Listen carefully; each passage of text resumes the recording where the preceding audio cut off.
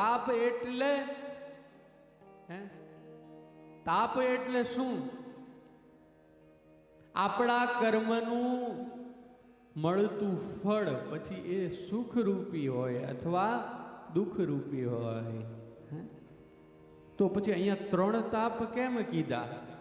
તો કે એ જે ફળ સ્વરૂપ છે એના 3 અંગ કીધા.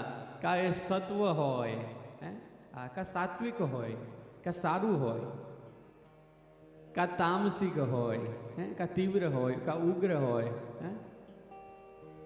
અથવા રાજીક હોય. એટલે કીધું કે આ 3 પ્રકારના તાપ એનો વિનાશ કરવાની તાકાત જેની છે. પણ એની શરત એક જ. શું? ભગવાન કોઈ હારે ભેદભાવ નથી કરતો. ભગવાન કોઈ હારે